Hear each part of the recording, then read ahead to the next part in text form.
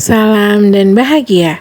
Tugas kali ini adalah tugas koneksi antar materi modul 1.3 Visi Guru Penggerak. Selamat menyaksikan. Perkenalkan, saya Maria Francisca Rusila, CGP Angkatan 10 dari SMP Negeri 1 Amabe Vetu Timur, Kabupaten Kupang, Nusa Tenggara Timur.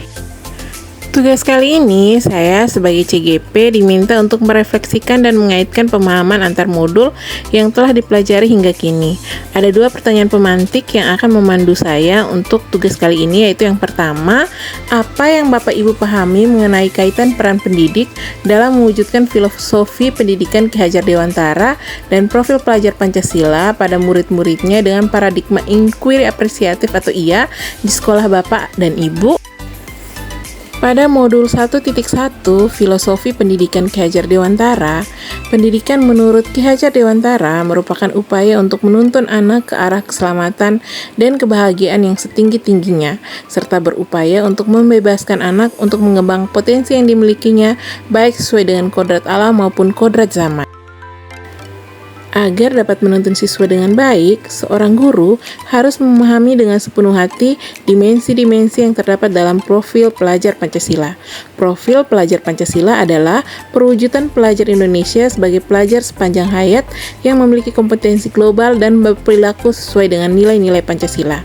Adapun 6 dimensi dari profil pelajar Pancasila adalah yang pertama, beriman, bertakwa kepada Tuhan Yang Maha Esa dan berakhlak mulia. Yang kedua, mandiri. Yang ketiga, berkebinekaan global. Yang keempat, bergotong royong. Yang kelima, kreatif. Dan yang keenam adalah bernalar kritis. Untuk mewujud nyatakan filosofi pendidikan Ki Hajar Dewantara dan profil pelajar Pancasila tersebut, guru perlu memiliki visi guna menciptakan perubahan yang lebih baik untuk lingkungan sekolahnya. Visi yang diciptakan oleh guru harus diwujud nyatakan dalam program-program positif yang dapat diinisiasi dengan menggunakan pendekatan inquiry apresiatif atau IA. IA merupakan pendekatan kolaboratif dalam melakukan perubahan yang berbasis kekuatan.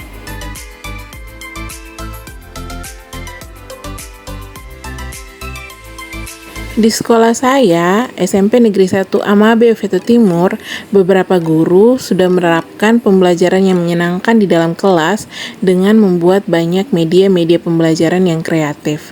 Akan tetapi, pembelajaran yang menyenangkan ini belum sepenuhnya diterapkan di semua kelas dan jenjang. Hanya kelas-kelas tertentu saja yang para muridnya sudah bisa belajar dengan bahagia dan senang di dalam kelas. Pembelajaran berdiferensiasi pun baru dilakukan oleh 1-2 orang guru, dan pembelajaran yang kreatif serta menyenangkan ini ingin saya terapkan di seluruh kelas dan seluruh jenjang dan kepada seluruh peserta didik di sekolah saya, agar semua peserta didik dapat merasakan merdeka dalam belajar dan juga bahagia saat mereka datang ke sekolah. Lingkungan pembelajaran yang menyenangkan dan kreatif ini diharapkan dapat menciptakan generasi unggul yang berprestasi dalam bidang akademik maupun non-akademik.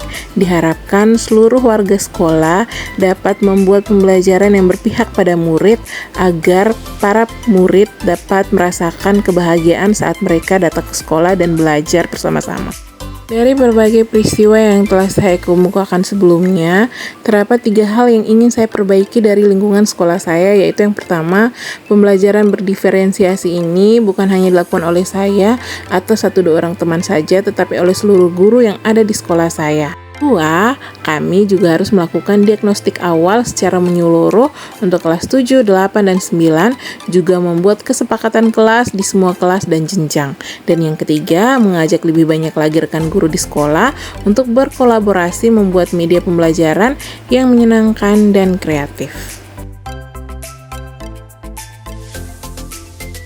Untuk memperbaiki proses pembelajaran yang telah saya sebutkan sebelumnya, saya mencoba untuk mewujudkan paradigma inquiry apresiatif melalui prakarsa perubahan, yaitu meningkatkan motivasi belajar siswa dengan pembelajaran yang menyenangkan. Prakarsa perubahan ini saya turunkan dari visi yang telah saya ciptakan sebelumnya dan dirancang dengan bantuan kanvas atap. Diharapkan prakarsa perubahan ini dapat mewujudkan nilai dan peran pendidik yang sesuai dengan filosofi Ki Hajar Dewantara yang selalu menuntun, memerdekakan, dan berpihak pada siswa, serta dapat mewujudkan profil pelajar Pancasila dalam kehidupan siswa sehari-hari.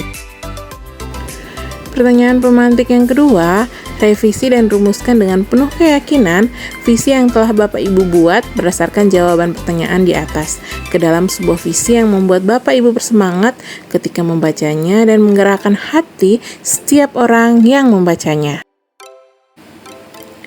Pada tugas demonstrasi kontekstual yang sebelumnya, saya sudah menciptakan satu visi, yaitu menciptakan lingkungan pendidikan yang berpihak pada murid sehingga murid bisa belajar dengan aman dan nyaman serta berprestasi dalam bidang akademik maupun non-akademik dan selalu mewujud nyatakan profil pelajar Pancasila dalam kehidupan sehari-hari. Akan tetapi, saya merubah visi tersebut menjadi terciptanya lingkungan pembelajaran yang berpihak pada murid untuk mewujudkan insan yang berkarakter, unggul dalam prestasi, dan kreatif.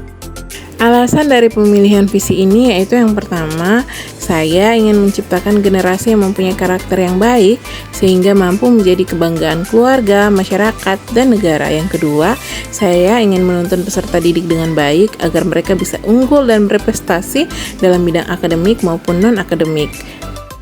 Dan yang ketiga, saya ingin menciptakan lingkungan pembelajaran yang kreatif dan menyenangkan agar bisa menghasilkan generasi unggul yang lebih kreatif dan lebih tangguh. Sekian video koneksi antar materi modul 1.3 ini. Izinkan saya mengutip sebuah kutipan dari Leo Buscaglia, perubahan adalah hasil akhir dari semua pembelajaran sejati.